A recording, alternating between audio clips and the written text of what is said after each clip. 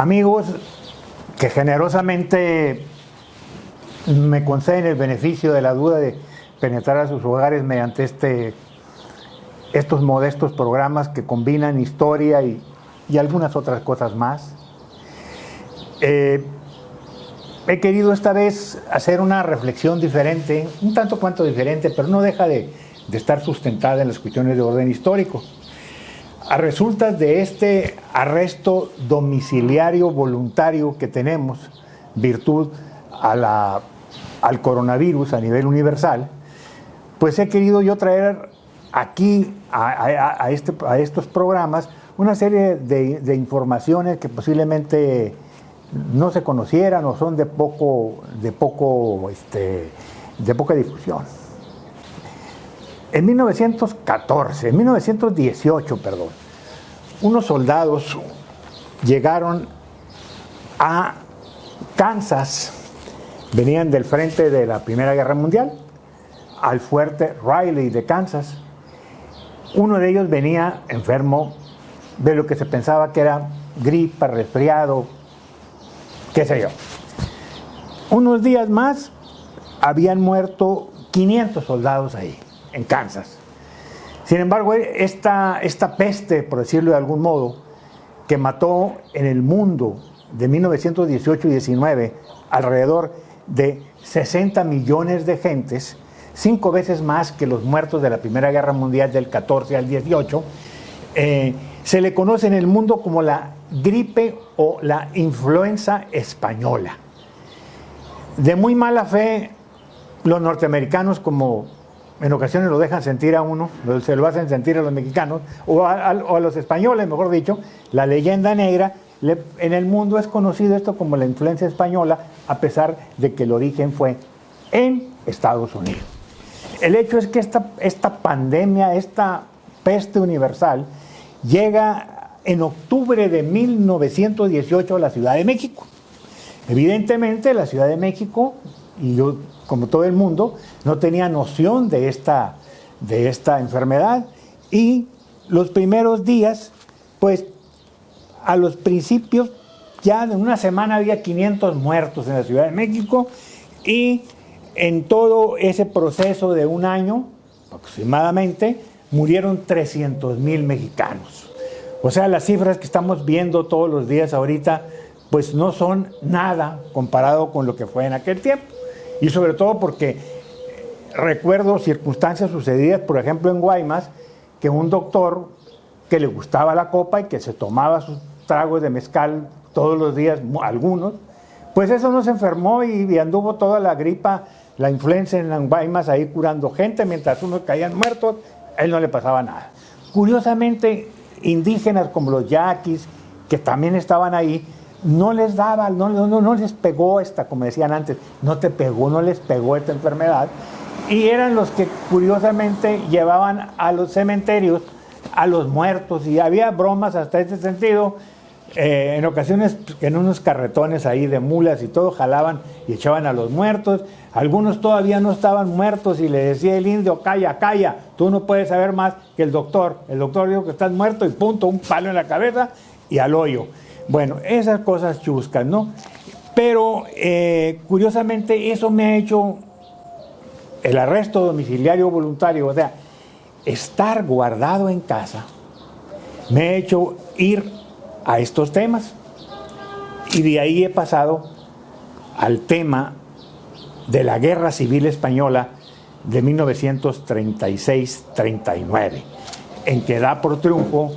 a las fuerzas comandadas por el generalísimo Francisco Franco en contra del gobierno de la República, legítimamente constituido de la República, que en 1936 había sido ratificado y que era la coalición socialista entre anarquistas, socialistas de todo género, comunistas y mucha gente, liberales inclusive también, que lucharon en contra de las fuerzas que se levantaron en armas el 17 de julio, 18 de julio, primero en Marruecos y después ya aquí evidentemente en en tierra firme, valga la expresión, o en Europa o en España propiamente. El golpe de Estado fracasa, estaba dirigido originalmente por Emilio Mola, el general Emilio Mola, y fracasa, aunque el generalísimo Francisco Franco sería quien comandara todas estas fuerzas del ejército español en contra de la llamada República legalmente constituida, porque así lo era, legalmente constituida. Indiscutiblemente que esto me llevó a, y el consejo agradable de un amigo mío, querido amigo mío, Joaquín Robles Linares, a buscar una película en internet que se llama Mientras dure la guerra, que se refiere, es de Alejandro Amenábar, un cineasta importante español que también hizo una película muy bien lograda, por cierto, de terror llamada Los Otros con Nicole Kidman, y que está por hacer una segunda. El hecho es que busqué esa película en internet hasta que la encontré.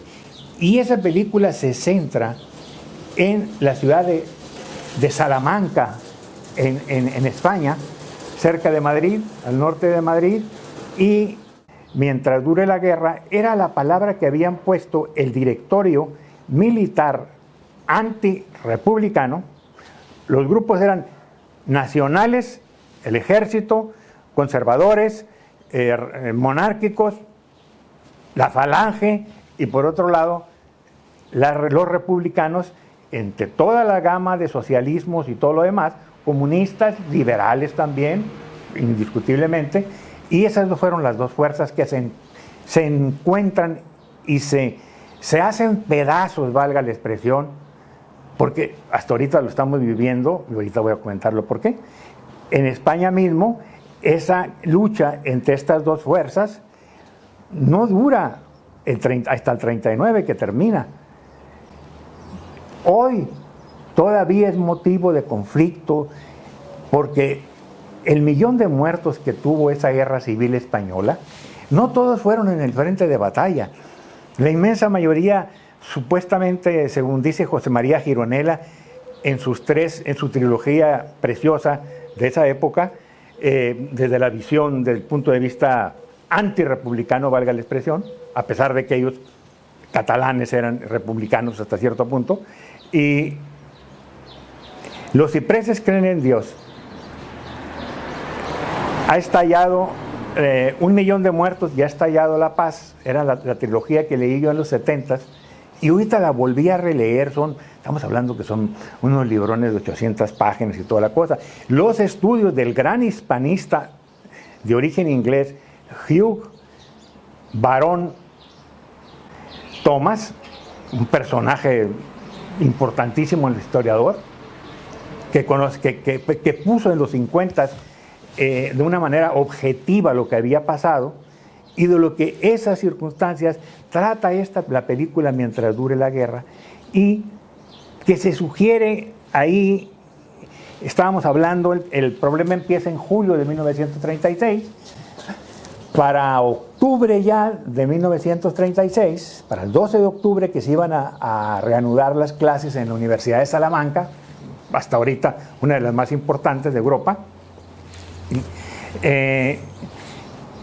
Ese 12 de octubre se celebraba en el Paraninfo, o sea, en el aula magna, por decirlo de algún modo, de esa universidad, el inicio de las clases, y conmemoraban también lo que antes se llamaba el Día de la Raza, en que después, al llegar los 500 años, hará unos cuantos años, del descubrimiento de América, de 1492, ya no se empezó a llamar así, ya se le dejó de llamar el Día de la Raza, y se llama lo que aquí parece ser que don Edmundo Gorman, en México, le pone el nombre de Encuentro de dos Mundos, que se celebró el 5 centenario hace algunos años. Bueno, en ese 12 de octubre de 1936 se da una sesión solemne. La inmensa mayoría de los asistentes ahí eran militares del lado de los nacionales, o sea, del ejército, de la falange, de los requetés navarros, o sea, monárquicos, qué sé yo, que andaban con sus ametralladoras, porque era lo común.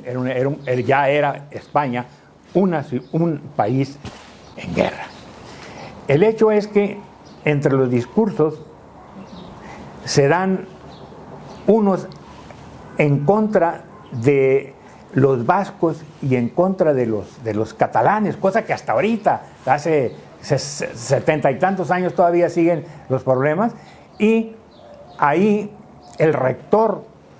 de la Universidad de Salamanca era nada menos que Miguel de Unamuno, el gran escritor, el gran filósofo que ganó el premio Nobel, y era en un principio estaba a favor de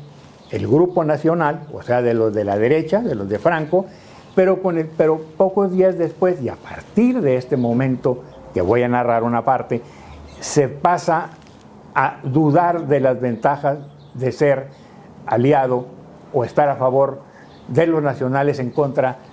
de los republicanos. Sin embargo, ya se había empezado a dar, desde hace rato, en España, los conflictos donde se va desatando una plena lucha de clases como jamás nadie la puede haber imaginado. Los libros de Gironella que se dan en Gerona, sobre todo tienen por escenario la ciudad de Gerona en Cataluña,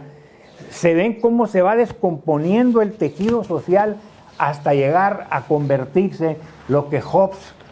ha dicho de el hombre, un lobo para el hombre,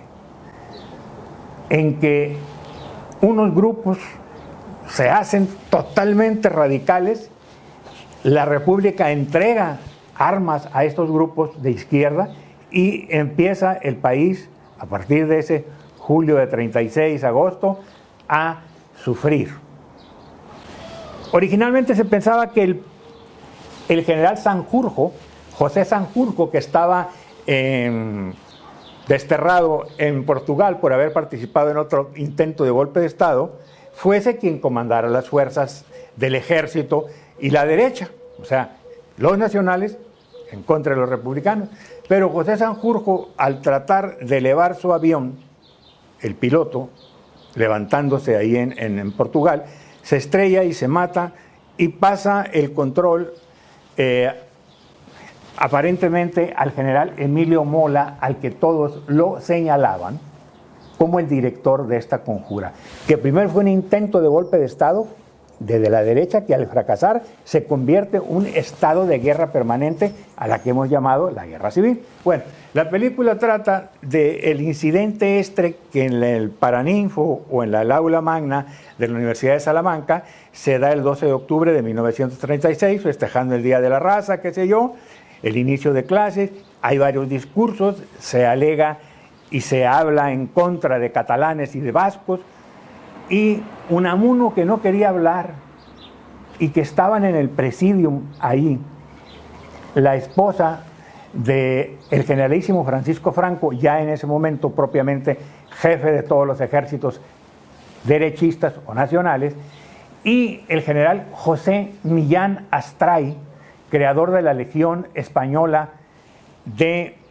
soldados en África, y que eran los soldados africanistas que habían peleado en todas estas guerras allá en los protectorados españoles, en el Marruecos español, en el Sahara español. Estos eran propiamente quienes encabezaban, todos esos militares, la revuelta específica que ya convertida en guerra civil. En un momento del discurso de Unamuno, Unamuno dice: he oído un grito que no sé por qué se ha inventado. ¡Viva la muerte! Entonces quiere decir que muera la vida. Una cosa absurda, ¿no? Unamuno era un señorón, como les digo, el hombre uno de los hombres más capaces entre Ortega y Gasset, entre Gregorio Marañón, entre Ramón Pérez de la Serna y muchos más inteligentes y capaces que había en los dos bandos peleando. El hecho es que dice: oigo ese grito de viva la muerte, un grito triste que no puede conducir a nada, y máxime que quien encabeza parte de este movimiento es el general José Millán Astray, un mutilado, que es un mutilado No tengo nada contra los mutilados, ni mucho menos. Sin embargo, Miguel de Cervantes era un mutilado. Pero el hecho es que la guerra se ha desatado, no hay piedad para nadie, y un hombre que le faltaba un ojo, le faltaba un brazo, y tengo entendido que no estaba muy bien de sus piernas, porque era un mutilado de guerra. Al decir Unamuno, y al comparar entre mutilados como Cervantes o mutilados con Millán Astray, la conseja popular o la leyenda o el mito había dicho que Unamuno había mencionado a Millán Astray, que el ejército le llamaba el glorioso mutilado. Fíjate qué curiosos tiempos, estamos hablando del 36, 39. Curiosamente, lo que dijo Unamuno lo habían tergiversado para hacer sentir que don Miguel de Unamuno, abjurando del franquismo o de los nacionales o a favor del otro partido, del otro grupo que era la República, con la que tampoco estaba Unamuno de acuerdo 100%, se da una lucha ideológica que llega hasta el día de hoy. El día de hoy, esta película, a la que se llama Mientras dure la guerra, o sea, Franco será el jefe de Estado, además de jefe de los ejércitos, del 1936 a mientras dure la guerra. Curiosamente, Franco se perpetuó en el poder de 1936 a 1975, con todas las consecuencias que ahorita tenemos en España, que no dejan de impactarnos a los demás en el mundo. El hecho es que los mitos habían manoseado este suceso que nadie en sí había conocido o conoce verdaderamente con especificidad. ¿Qué pasó? El hecho es que se comenta que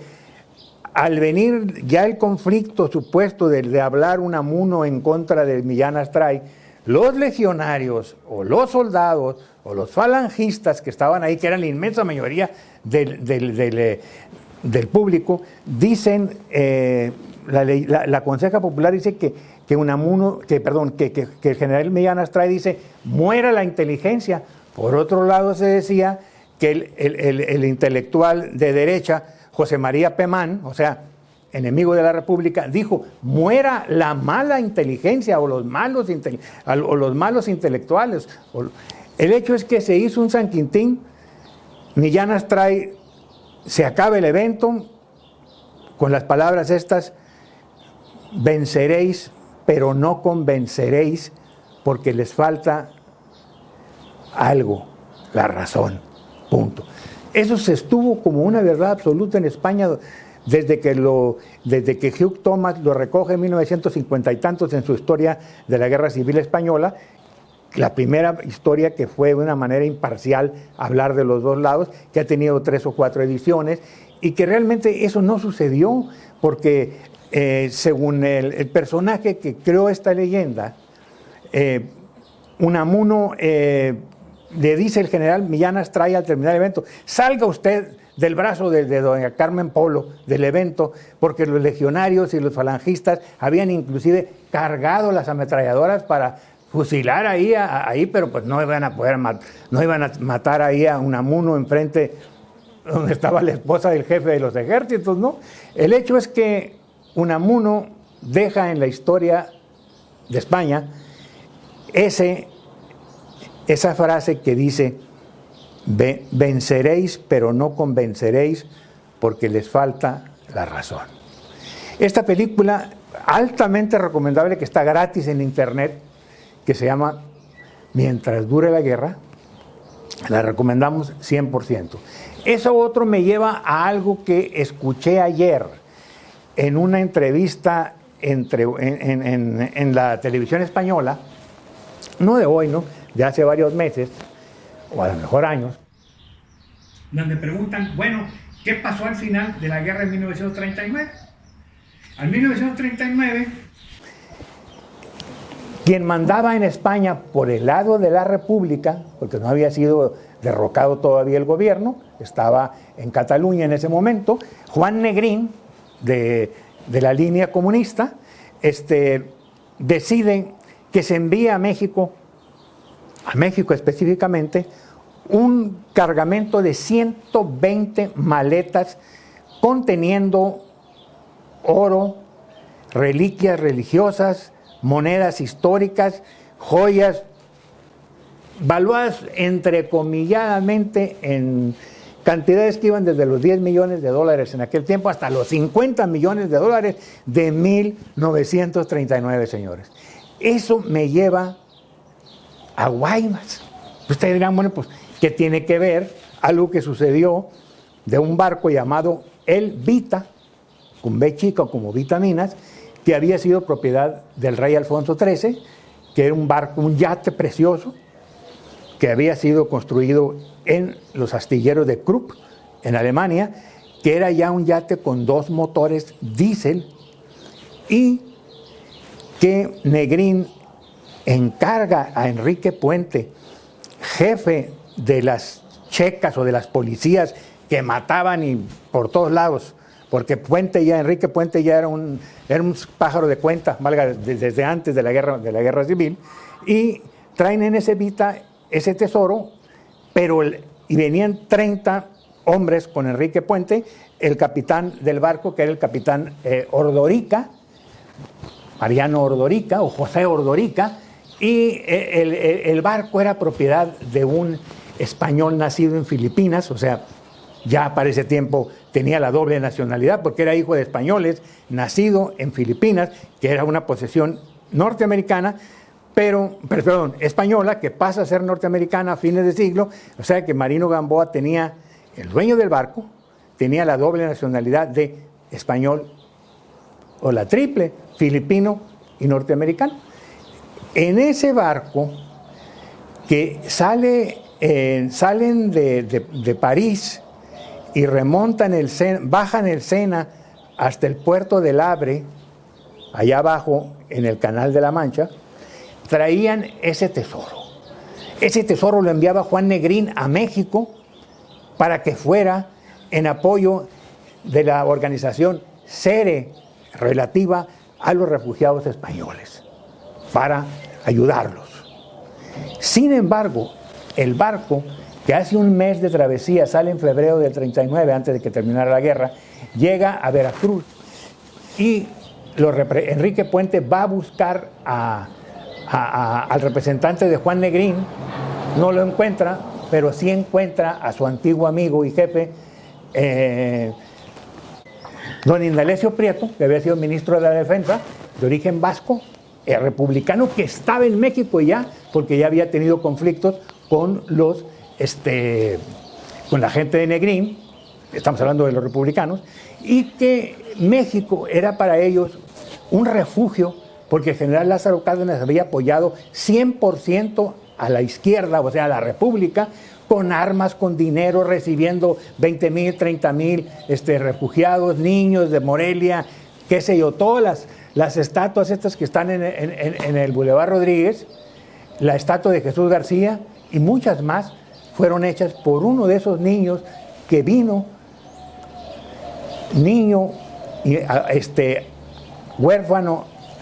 niño a Morelia, y se convierte con los años en Julián Martínez, un gran escultor que Sonora tiene la huella gracias al gobernador Luis Encinas, 1961-1967. El hecho es que el barco llega a Veracruz,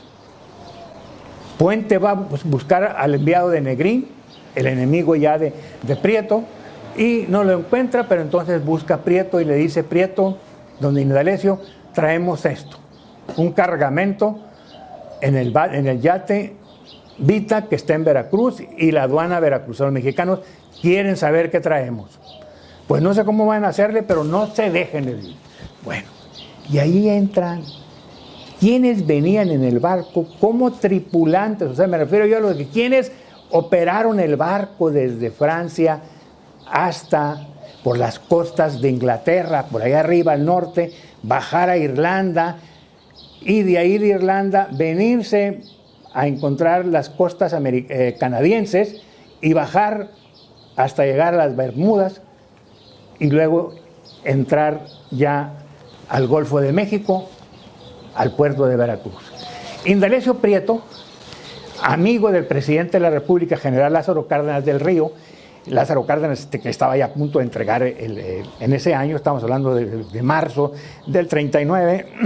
pues iba a entregar ya propiamente un año más el gobierno al general Manuel Ávila Camacho. Habla Indalecio Prieto con él y le dice: general, ¿qué hacemos? En primer lugar, llévense el barco al río Pánuco, allá en Tampico, y remonten el río Pánuco y atraquen en los muelles de Petróleos Mexicanos. ¿Quiénes venían operando el barco? Segundo, era un inglés, el primero. El segundo era un señor Antonio Herce Garamendi, un republicano que yo conocí en México, que era el último sobreviviente en el 2008, que me tocó conocerlo en México, y entre otros 3 personajes que con los años fueron gentes que radicaron en Guaymas, que uno de ellos era Antonio Broguar Pérez de Oxinalde, casado con una hermana de mi querido amigo Jorge Murillo Chisem, Angelita, y que fue Jorge Murillo Chisem que me llevó a este tema del Vita, porque él desconocía, porque Tony Broguar, que era un vasco nacido en Lequeitio, que había sido piloto, capitán piloto de barcos, y que había andado desde niño viajando para México, para Europa y para el Polo Norte a pescar bacalao, qué sé yo, y que había andado en la guerra civil de parte de los republicanos, llevando en el barco Tramontana, según me dijo el señor, uno de los más importantes estudiadores de la Marina Española, me dijo, ese barco era el más importante, y Tony Broguar, Eduardo Echanis y Arechavaleta anduvieron y vivían en Guaymas. Broguar vivió en Guaymas porque después de que ese barco llega a México, el presidente de la República, estamos hablando de marzo del 1939, llega a México y va un tren militar al mando del general José Manuel Núñez Amaral, que me tocó conocer en Navojoa, en su lecho de muerte, porque estaba casado con una señora, doña María Almada Miranda, hermana de don José Almada y don Jesús Almada, unos personajes alamenses que vivían en Álamos. José Manuel Núñez Amaral llega a el muelle en el río Pánuco de Petróleos Mexicanos y descargan las 120 maletas y se las llevan en el tren, custodiado por el ejército mexicano, al mando de Núñez Amaral, que tengo entendido que era jefe del Estado Mayor de Lázaro Cárdenas y que después fue el dueño del equipo de fútbol Necaxa, valga la expresión. Llévanse a la Ciudad de México, a una casa en Coyoacán. Tal parece ser que esto que los españoles decían ayer, en el programa que le vi ayer,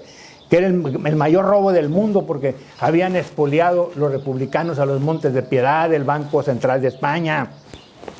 a todo el mundo les habían quitado, era puro dinero robado y fue lo que sobró de los tesoros que no se mandaron o a Rusia o a Francia o a otros países para comprar armas. Hay que recordar que Hitler de Alemania y Mussolini de Italia apoyaban a Franco, o sea, a los nacionales, y Rusia, sobre todo, apoyaba y apoyó con armas y con soldados, igual de los dos lados, a la República. El hecho es que Tony Broguar, que casa con la hermana de Jorge Murillo, mi amigo,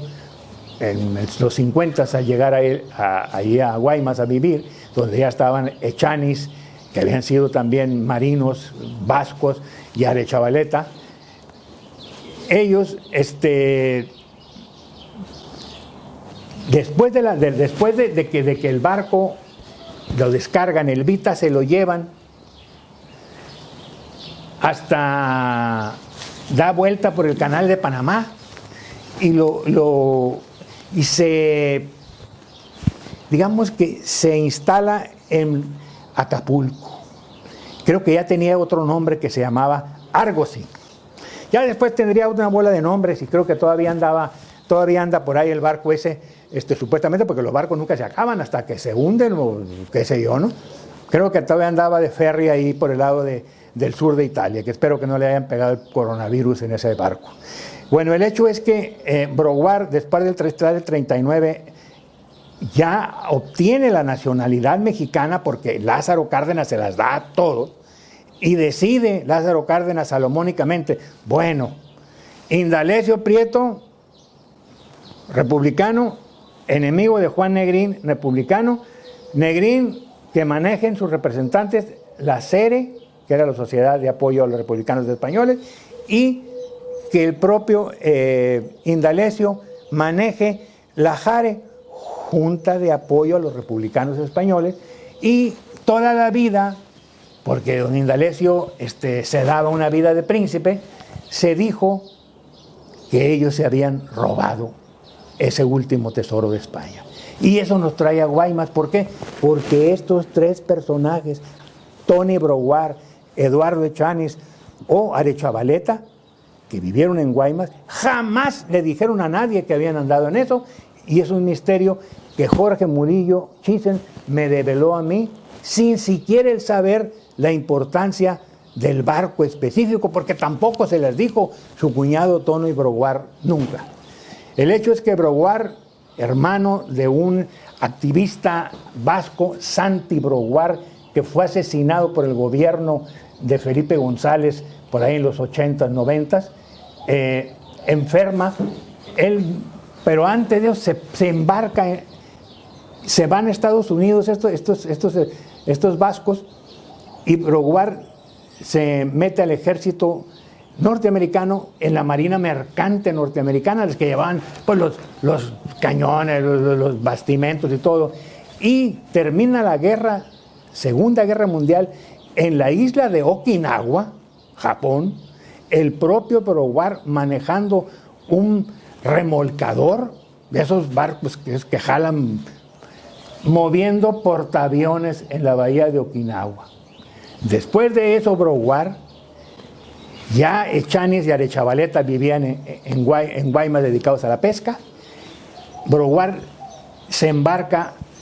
en la compañía del Boleo en Santa Rosalía y se dedicaba a hacer viajes llevando mineral de la mina de Santa Rosalía, de cobre y otras cosas, oro que sale ahí, daban la vuelta hasta el San José del Cabo, subían toda la Baja California hasta llegar a las fundidoras allá en los estados de Washington, en los estados de Oregon, por allá. El Cachano Elizondo, al que yo entrevisté en Guaymas, me dijo, yo anduve con Broward ahí, pero Broward ya para eso era un hombre que venía con la pensión de no combatiente, porque era un operador de marina mercante, pero dentro del ejército norteamericano, y establece toda su vida ahí, hace dinero, se hace armador, como le dicen en Guaymas a los dueños de barcos, socio, tengo entendido que don Pancho Llano y de don Rodolfo Ruiz de Guatabampo, vende sus barcos,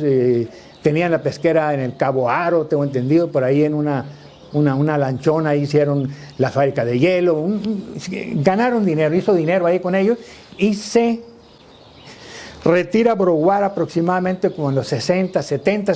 cuando se compran las cooperativas del gobierno, compran los barcos propiamente a muchos armadores, o sea, a dueños de barcos privados, y Broward se dedica a viajar entre Mazatlán, Guaymas,